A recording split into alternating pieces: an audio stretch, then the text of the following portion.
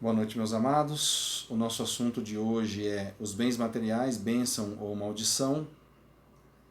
Escolhi esse tema porque é um tema propício para os nossos dias, principalmente pela grande confusão que nós vemos hoje no cenário religioso no tocante aos bens materiais. Alguns fazem apologia da pobreza como se esta fosse uma virtude cristã. Outros mostram a riqueza como um sinal de bênção divina e a pobreza como ação do inimigo, ou como uma ação de punição para o crente que não anda na linha.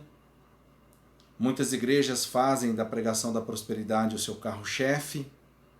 Cristo sequer é mencionado, a não ser para ele sancionar os pedidos das pessoas, a ambição das pessoas. Mas, independente da esquisitice dessa doutrina, nós queremos ter bons salários, queremos ter boas casas, queremos ter bons carros, queremos ter um bom nível de vida. Eu posso te afirmar, o desejo de crescer é justo. Não é errado. O problema é quando isto é a razão da vida, a razão da sua vida, ou a razão da minha vida. O crente não pode ter como este desejo como razão da sua vida. A razão da vida do crente precisa ser Cristo. O livro de Provérbios é um livro prático, por isso que nós vamos fazer esse estudo lá no livro de Provérbios, fazendo alguns links no Novo Testamento. Para responder essa questão, como é o relacionamento correto com os bens materiais? Como deve ser o nosso relacionamento com a questão material na nossa vida? Afinal, nós somos exortados a trabalhar para obter o nosso sustento. Mas somos exortados a trabalhar diligentemente. Provérbios 10, 4 e 5 diz o seguinte: o que trabalha com mão remissa empobrece, mas a mão diligente enriquece. O que ajunta no verão é filho prudente, mas o que dorme na cega é filho que envergonha. Trabalhar com diligência e ajuntar no tempo certo é correto.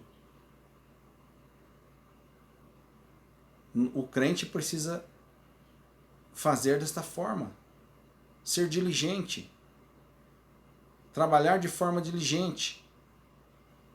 Não, isso não quer dizer que você deve trabalhar 24 horas por dia. Não.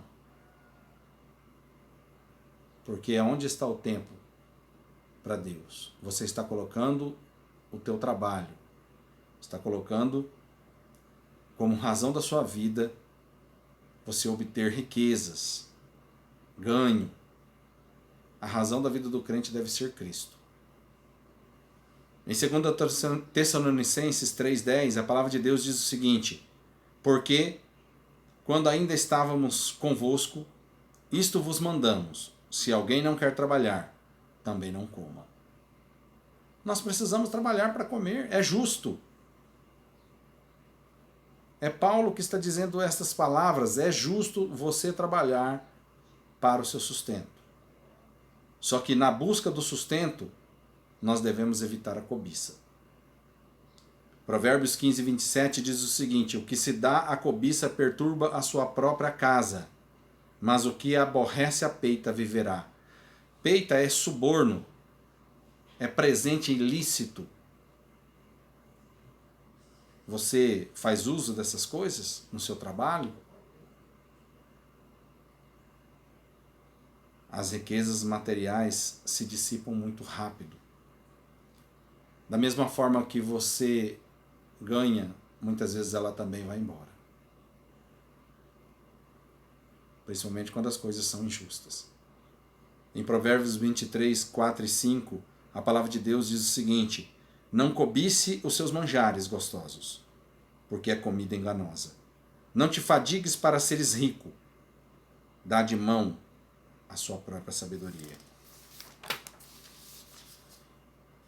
Se toda a esperança da pessoa está nos bens, pessoa corre um sério risco a se frustrar na vida.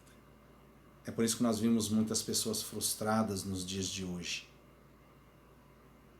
Porque elas tentam, elas cobiçam e não conseguem ter paz na vida. Provérbios 11, 28 também nos aconselha: aquele que confia nas suas riquezas cairá, mas os justos reverdecerão como a folhagem. Precisamos atentar para os conselhos da palavra de Deus. Precisamos estar atentos. Quantas pessoas estão sofrendo hoje porque buscam interesses materiais? Como eu disse, não é errado nós termos desejo, mas esse desejo não pode ser a única coisa da sua vida. Esse desejo, como eu disse aqui no começo, não pode ser a razão da sua vida.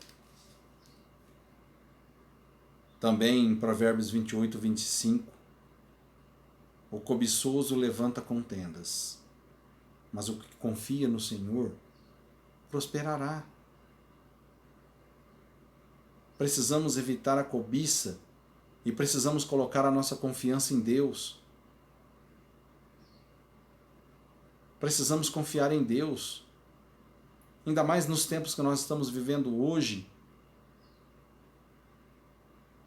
Tempos difíceis, muitas pessoas desempregadas, pessoas que talvez estavam para realizar os seus desejos, os seus sonhos e foram barradas, mas confie em Deus, confie no Senhor. As coisas vão melhorar se você confiar em Deus. Nós temos aqui um conselho também em Provérbios, uma oração, que esta seja a tua oração. Provérbios 30, 7, 8 e 9 diz o seguinte: 2 coisas te peço, não mas negue, antes que morra. Alonga de mim a falsidade e a mentira. Não me des nem a pobreza e nem a riqueza. Dá-me só o pão que me é necessário, para que eu, de farto, não te negue. E diga: quem é o Senhor? Ou empobrecendo, não venha furtar e profane o nome de Deus. Olha que maravilha! Ele pede somente aquilo que vai ser para ele ter uma vida justa e correta. Que esse poderia ser o nosso desejo, que esse possa ser o nosso desejo. Outra coisa também que nós precisamos nos atentar é que muitas pessoas são desonestas. Elas passam por cima das outras pessoas. Elas criticam os políticos e fazem a mesma coisa para obter recursos. E a palavra de Deus diz o seguinte, que nós devemos evitar a desonestidade. Provérbios 28, 8 diz o seguinte: o que aumenta a sua riqueza com juros e usura, ajunta para o que se compadece do pobre. Você ajunta para dar a quem Deus quer que você dê. Não ajunte a sua riqueza com juros exorbitantes ou com usura, emprestar dinheiro, agiota. Lembramos que a honra é muito maior, ela vale muito mais do que os bens materiais. O crente precisa ser um homem honrado. Nós precisamos ser pessoas honradas. Nós precisamos de pessoas honradas. Assim como também está dizendo aqui em Provérbios 22, 1. Mais digno de ser escolhido é o bom nome do que as muitas riquezas. E o favor é melhor do que a prata e o ouro. Ter paz e bom nome vale mais que muita coisa. As pessoas hoje não ligam com o nome. Não ligam com o que ela representa. As pessoas hoje não se preocupam O crente não pode ser assim. Aqueles que confiam no Senhor não pode ser assim. Nós precisamos ter nome. Nós precisamos ser pessoas de palavra. As pessoas precisam confiar em nós. Confiar na tua palavra. Se você deu a tua palavra, mantenha. Seja um homem honrado, justo. Saindo um pouco de Provérbios e indo um pouco a Eclesiastes, também de Salomão, lembramos que o amor ao dinheiro é uma coisa que nunca para. Em Eclesiastes 5,10 diz o seguinte: quem ama o dinheiro não se fartará de dinheiro. O amor ao dinheiro nunca para. Por quê? Porque se você ama ele, cada vez você vai mais amar ele. Quem ama o dinheiro não se farta de dinheiro. Nem o que ama a riqueza se fartará do ganho. Também isto é vaidade. As pessoas hoje estão amando o dinheiro. As pessoas hoje estão amando o seu ganho, as suas coisas, as suas riquezas. Nós precisamos amar a Deus sobre todas as coisas.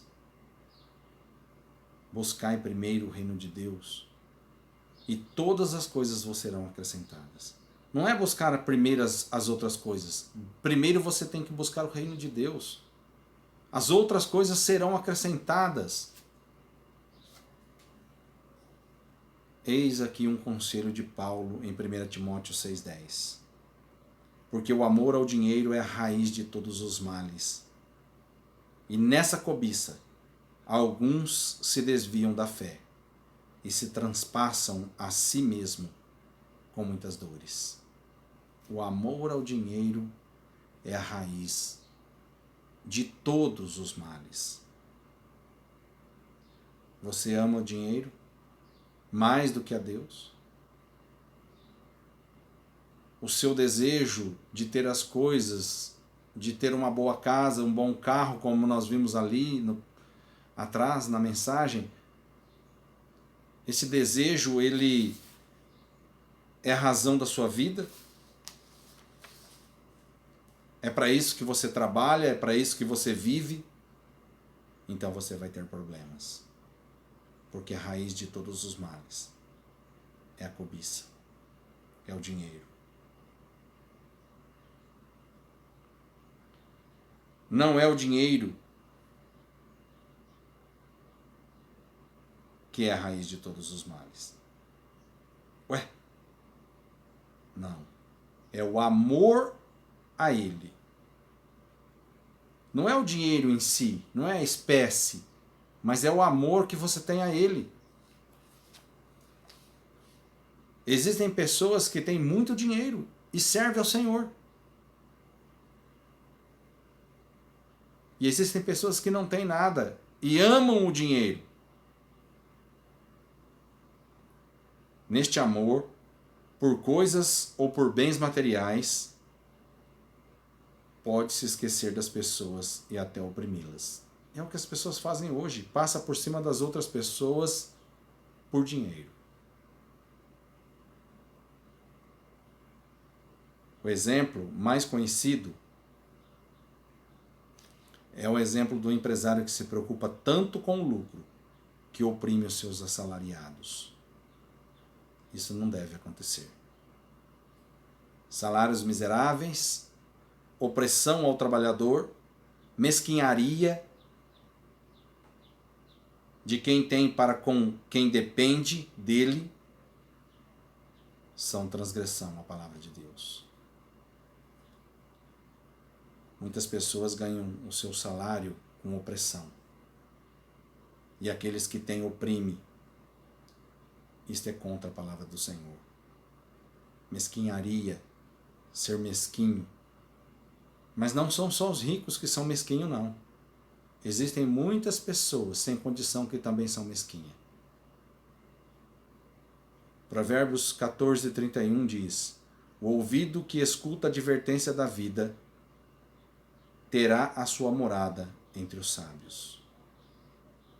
E 19:17 também em Provérbios: o que se compadece do pobre empresta ao Senhor, que lhe retribuirá o seu benefício. Indo já para o final, se Deus agraciou a pessoa com bens, ela deve lembrar que isto vem do Senhor. E ela deve ser liberal em oferecer e investir no reino. Provérbios 11:24 e 25 diz: um dá liberalmente e se torna mais rico. Outro retém mais do que é justo e se empobrece. E também em 21, 25 e 26 diz: a alma generosa prosperará, e o que regar também será regado.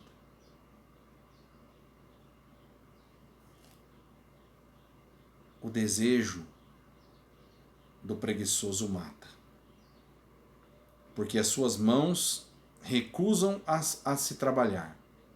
Todo dia o ímpio cobiça, mas o justo dá o que retém.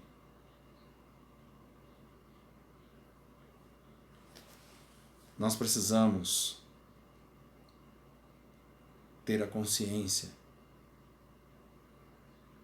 que os bens materiais são para que nós tenhamos uma boa vida, para que nós possamos ajudar as pessoas, para que nós cumpramos o nosso propósito aqui na Terra. Ele não deve ser a razão da nossa vida.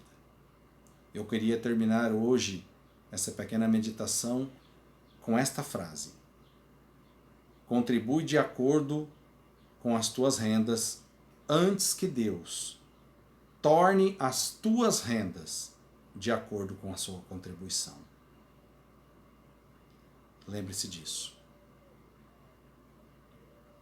Vou repetir a frase. Contribui de acordo com as tuas rendas, antes que Deus torne as tuas rendas de acordo com a tua contribuição. Eu não estou aqui pedindo para você fazer um depósito na igreja. Não. Não estou aqui pedindo para você contribuir mais do que você pode, não. Mas nós precisamos contribuir porque é bíblico. Nós precisamos ajudar as pessoas porque é bíblico. E que a razão da nossa vida não seja ter muitos bens materiais. Porque ao invés dela ser uma bênção, ao invés dos bens materiais serem uma bênção na nossa vida, com certeza vai se tornar uma maldição. Que Deus nos abençoe.